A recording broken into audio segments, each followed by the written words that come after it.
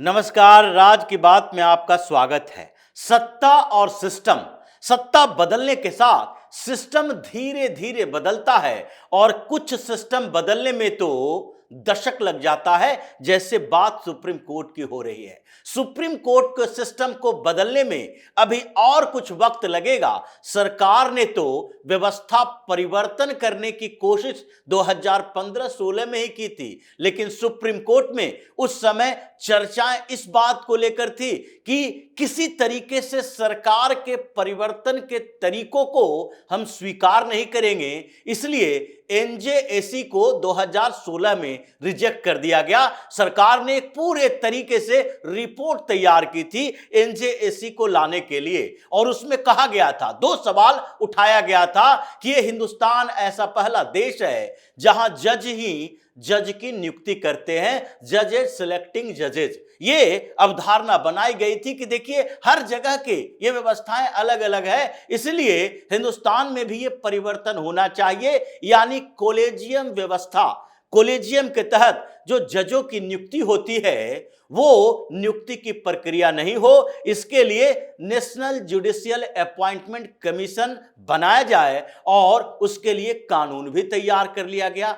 कानून बन भी गया, पार्लियामेंट से पारित करवा दिया गया, लेकिन फिर सुप्रीम कोर्ट ने 2016 में उस पर रोक लगा दी कि नहीं, कोलेजियम से छेड़छाड़ नहीं की जा सकती। लेकिन एनजेएसी लाने के पीछे एक और बड़ी वजह बताई गई थी, और वो उसमें एक तर्क दिया गया था कि देखिए एक तो जज ही जज को सिलेक्ट करते हैं, और ये अवधारणा बहुत ही पुरानी हो गई है, जिसके कारण सवाल उठ रहे हैं। लेकिन दूसरा सवाल इसलिए भी उठ रहा है क्योंकि हाई कोर्ट और सुप्रीम कोर्ट हर जगह के अभी के जजों की पृष्ठभूमि तैयार की गई, और कुंडलियां जो तैयार की गई है उसमें हाई कोर्ट के 50% से ज्यादा जज जो हैं वो कहीं न कहीं उसी पारिवारिक पृष्ठभूमि से हैं जो जजों की परिवार से हैं। यानी कि नेपोटिज्म हावी है जुडिशियल सर्विसेज पर, और उसमें कोलेजियम से जो जज नियुक्त होकर आते हैं उसमें ज्यादातर उन्हीं लोगों को रिकमेंड किया जाता है जो कि जजों के परिवार से होते हैं।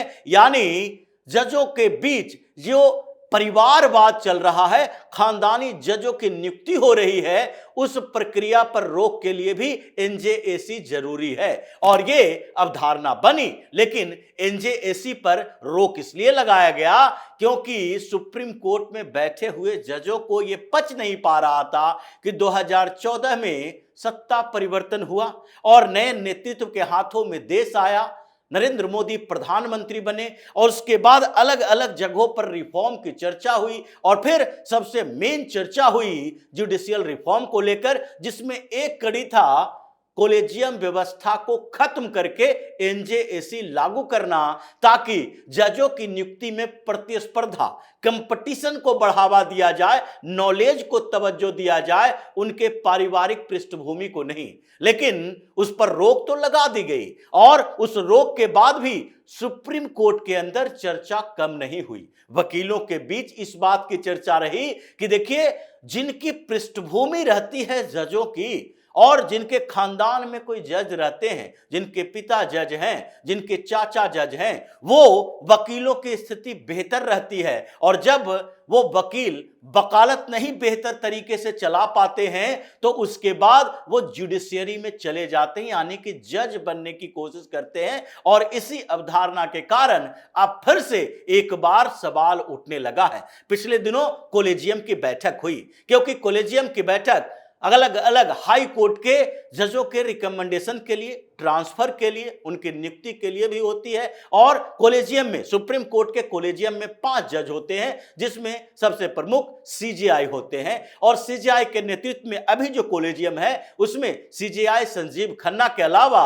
जस्टिस बीआर गवई हैं, उनके अलावा जस्टिस सूर्यकांत हैं, उनके अलावा 2 और जज हैं, जिसमें एक नाम जस्टिस ऋषिकेश राय का है और जस्टिस एस ओका का है। ये 5 लोग अभी कोलेजियम में शामिल हैं, और इनके बीच इस बात की चर्चा हुई, जिसमें से ये तो कहा नहीं जा रहा है कि किन्होंने इनिशिएटिव लिया। चाहे तो जस्टिस सूर्यकांत ले सकते हैं या जस्टिस एस ओका ले सकते हैं, इनमें से कोई भी ये इनिशिएटिव लिया और इन्होंने एक सवाल खड़ा किया कोलेजियम की इस बैठक में कि देखिए जिस तरीके से जुडिशियल पर और खासकर सुप्रीम कोर्ट, हाई कोर्ट के जजों के ऊपर सवाल उठ रहे हैं और पूरे देश में इस बात की चर्चा है कि जिस तरीके से जजों की नियुक्ति करते हैं और सरकार को जिनके नाम का रिकमेंडेशन करते हैं, हर वाद विवाद आता है और सरकार कुछ नामों को रिजेक्ट कर देती है। जैसे सौरभ कृपाल की बात भी चली, जो बीएन कृपाल के बेटा है, दिल्ली हाईकोर्ट में जज बनाने के लिए इनको 3 बार रिकमेंडेशन भेजा गया था और बीएन कृपाल सुप्रीम कोर्ट के जज रह चुके थे। तो ऐसे में इसी सवाल को उठाया गया कि क्या जो पूरे देश में फजीहत हो रही है जजों की नियुक्ति की प्रक्रिया को लेकर कि जजों के रिश्तेदार जज हो जाते हैं, इसको लेकर जो फजीहत जुडिशरी की हो रही है, सुप्रीम कोर्ट की हो रही है, कोलेजियम की हो रही है, इसके उपाय किए जाने चाहिए। और फिर चर्चा शुरू हुई और चर्चा में इस बात के लिए भी सहमति जताई गई कि हां, ये परंपराएं जो बनी है, इस बीच ज्यादा इस पर हंगामा होने लगा है। क्यों? क्योंकि back to back Supreme Court के 2 चीफ जस्टिस सीजेआई ऐसे हुए हैं जिनके पिता भी जज थे। इसमें से इससे पहले जो अभी सीजेआई संजीव खन्ना है, इनकी बात करें तो इनके पिता भी जज थे दिल्ली हाई कोर्ट के और इनके चाचा एचआर खन्ना भी जज थे सुप्रीम कोर्ट के। एचआर खन्ना सुप्रीम कोर्ट के जज रहते हुए बड़ा कंट्रोवर्सी पैदा किया था। हालांकि उनके सुप्रीम कोर्ट के सीजेआई नहीं बन पाए, जिसके पीछे इंदिरा गांधी के बदले की भावना थी, क्योंकि इमरजेंसी के समय में जब बेंच बना था और उस बेंच में जब यह फैसला दिया जाना था कि क्या इमरजेंसी की स्थिति में सारे नागरिकों के मौलिक अधिकार को सस्पेंड किए जा सकते हैं, उसमें एचआर खन्ना ही ऐसे जज थे जिन्होंने पूरे बेंच के सारे जजों के खिलाफ फैसला दिया था कि किसी भी स्थिति में मौलिक अधिकार को खत्म नहीं किया जा सकता और इसकी सजा एचआर खन्ना को मिली थी और उन्हें उनकी वरीयता को इग्नोर करके इंदिरा गांधी ने चीफ जस्टिस बनने से उनको रोका था, दूसरे को बनाया था, जिसके कारण बाद में इन्होंने इस्तीफा भी दिया था। और उन्हीं के भतीजे हैं जस्टिस संजीव खन्ना, जिनके पिता देवराज खन्ना दिल्ली उच्च न्यायालय यानी दिल्ली हाई कोर्ट में जज हुआ करते थे और ये प्रैक्टिस भी दिल्ली में ही करते थे। यहां बार एसोसिएशन में गए और उसके बाद फिर ये दिल्ली हाई कोर्ट के पहले एडिशनल जज बने, फिर परमानेंट जज बने और अलग अलग हाई कोर्ट में इनका ट्रांसफर हुआ और फिर सीधे सुप्रीम कोर्ट आ गए। और सुप्रीम कोर्ट चूंकि जल्दी आ गए थे, इसलिए इनके पास समय था, ये रिटायरमेंट के लिए समय मिला और फिर वरिष्ठता के क्रम में इनका नंबर आ गया और ये अभी चीफ जस्टिस ऑफ इंडिया हैं, सीजेआई बने हुए हैं। लेकिन ये परंपरा की बात जो हो रही है उसमें हंगामा इस बात के लिए हुआ कि देखिए बैक टू बैक ऐसा हुआ है। सीजेआई संजीव खन्ना, जिनके पिता चाचा दोनों जज थे, और उनसे पहले जो जस्टिस डीवाई चंद्रचूड़ थे, उनके पिता भी सुप्रीम कोर्ट के चीफ जस्टिस रह चुके हैं। डीवाई चंद्रचूड़ के पिता वाईवी चंद्रचूड़ भी सुप्रीम कोर्ट के चीफ जस्टिस थे। तो ये लगातार जो चल रहा है कि हर सीजेआई अभी जो बनने वाला है और आगे भी बनने के क्रम है, उन सबके पिता, उनके चाचा, उनके परिवार के लोग सुप्रीम कोर्ट या हाई कोर्ट के जज ही रहे हैं और वो सुप्रीम कोर्ट तक पहुंचे हैं। इसमें कई और नाम हैं सुप्रीम कोर्ट के अंदर भी, जैसे दीपांकर दत्त की चर्चा होती है। जस्टिस दीपांकर दत्त, उनके पिता जस्टिस सलील कुमार दत्त कलकत्ता हाई कोर्ट के जज रहे थे और उनके बहनोई अमिताभ राय सुप्रीम कोर्ट के जज रहे थे और वही जस्टिस सलील कुमार दत्त अभी सुप्रीम कोर्ट में जज हैं। इनका भी कभी सीजेआई बनने का नंबर आ सकता है। लेकिन उसी तरह से नागरत्ना, जस्टिस नागरत्ना जो अभी सुप्रीम कोर्ट में जज हैं, महिला जज हैं, उनके पिता ईवी वेंकट रमैया, ये भी सुप्रीम कोर्ट के चीफ जस्टिस रह चुके हैं। एक दो नहीं, कई नाम ऐसे हैं। पंकज मित्तल के पिता नरेंद्र नाथ मित्तल इलाहाबाद हाई कोर्ट के जज थे। ये लंबी लिस्ट है जिसमें ये जो एनजेएसी प्रस्तावित हुआ था और जिसको पारित भी किया गया था, उसमें यह बात कही गई थी कि हाई कोर्ट या सुप्रीम कोर्ट, हर जगह पर देखें तो 50% से ज्यादा जज ऐसे हैं जिनकी पारिवारिक पृष्ठभूमि डायरेक्ट जजों के परिवार से है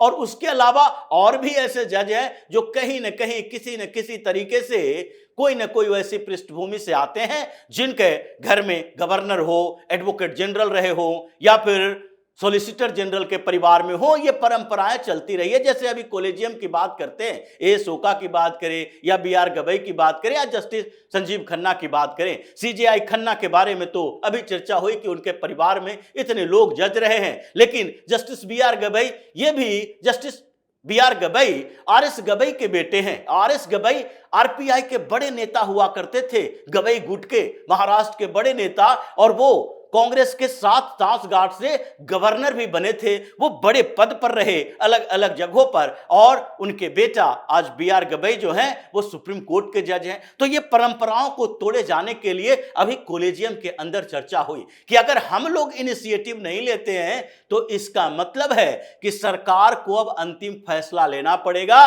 क्योंकि सरकार बार बार इस बात के लिए कह रही है कि हमारे पास जो रिकमेंडेशन आता है सुप्रीम कोर्ट के कॉलेजियम से हाई कोर्ट के जजों की नियुक्ति के लिए, जो बाद में सुप्रीम कोर्ट के जज तक पहुंचते हैं, वो उसमें से 80% ऐसे ही नाम होते हैं जिनके पिता, जिनके चाचा, जिनके मामा, जिनके ताऊ कोई ना कोई जज रहे हैं, और उन्हीं के बेटे जो वकील से जज बनने की कोशिश में है, उनका रिकमेंडेशन आता है और सरकार इस बात से नाराज है। इस बात को लेकर कॉलेजियम में जो चर्चा हुई, तो अब यह माना जा रहा है, इन लोगों ने फैसला लिया है इस बात के लिए कि अभी कुछ समय तक कम से कम हमें यह सोचना चाहिए कि जो कॉलेजियम से रिकमेंडेशन सरकार को भेजा जाता है उसमें इस बात का ध्यान रखा जाना चाहिए कि कोई जजों की पृष्ठभूमि वाले वकील को जज बनने के लिए रिकमेंड सरकार के पास न करे, अनुशंसा न करे, जिससे कि हमारी जो फजीयत हो रही है वो फजीयत नहीं होगी, और हम कुछ समय तक ये परंपराएं बनाए रखें, जिसमें संजीव खन्ना भी आगे थे। संजीव खन्ना भी ने भी सहमति जताई, क्योंकि वो अगर सहमति नहीं जताते तो उन्हीं के ऊपर सवाल उठता, क्योंकि उनके तो पिता और चाचा दोनों जज थे। ऐसे में ये बात उठी और कॉलेजियम के 5 जज, चाहे जस्टिस ओका हो या जस्टिस सूर्यकांत हो या जस्टिस खन्ना हो या जस्टिस बी.आर. गवई हो, सारे लोगों ने सहमति जताई कि नहीं, ये होना चाहिए। हालांकि एक सवाल और उठा था कि क्या कोई प्रतिभावान वकील हैं जिनके पिता, चाचा, ताऊ या फिर उस परंपरा से आते हैं और उनको जज बनाने की बात आएगी तो उस समय रोक लगा दिया जाएगा। तो इससे समस्या क्रिएट होगी कि हम अच्छे वकीलों को जज बनने का मौका नहीं दे रहे हैं। इस पर भी लंबी चर्चा हुई, लेकिन समाधान यही निकला कि अगर वो वकील अच्छे हैं, अगर उनके अंदर टैलेंट है, प्रतिभावान है, तो वो तो जज बनने से पहले वकील ही बन सकते हैं। उनकी प्रैक्टिस अच्छी चल सकती है और अच्छी प्रैक्टिस के साथ उनकी कमाई भी अच्छी हो सकती है। वकीलों की बड़ी भूमिका होती है, अच्छे वकीलों की भी जरूरत है जो जुडिशियल सर्विस का एक अंग है। ऐसा नहीं कि सारे वकील ऐसे हों जो सेटिंग गेटिंग की बात सिर्फ करते रहें, यानी कि जमानती वकील नहीं, बल्कि वो वकील जो सरकार को, जो सुप्रीम कोर्ट को, जो हाई कोर्ट को अलग अलग मामलों में सहयोग कर सके। नानी पालकीवाला जैसे भी वकील रहे हैं, नरिंगटम जैसे भी वकील रहे हैं, बहुत सारे ऐसे वकील रहे हैं जिनको सहयोग की जरूरत रही है सुप्रीम कोर्ट को या हाई कोर्ट को कई संवैधानिक मुद्दों पर। तो इसका जो तरीका हो सकता है कि उनको अगर इग्नोर करने से ये फजीहत से सुप्रीम कोर्ट बच जाए, कॉलेजियम बच जाए और कॉलेजियम के रिकमेंडेशन पर सवाल ना उठे, तो इससे बेहतर है कि कुछ लोगों को इग्नोर किया जा सकता है। और अब लगभग ये तय माना जा रहा है कि आगे के रिकमेंडेशन में जजों के बेटे को जज नहीं बनाया जाएगा, जजों के परिवार के मेंबर को जज बनने के लिए रिकमेंड नहीं किया जाएगा। और अगर किया जाता रहा तो सरकार की तरफ से व्यवस्था की जा रही है कि उस रिकमेंडेशन में पृष्ठभूमि चेक की जाएगी, उसका रिकमेंडेशन अस्वीकार किया जाएगा और धीरे धीरे इस पूरे खानदानी जजों की परंपरा को तोड़ा जाने वाला है। तो इसी तरह की खबरों के साथ फिर से हाजिर होंगे, तब तक के लिए बने रहिए हमारे साथ और देते रहिए हमें सहयोग, ताकि इसी तरह की खबर हम आपके लिए लाते रहें। धन्यवाद।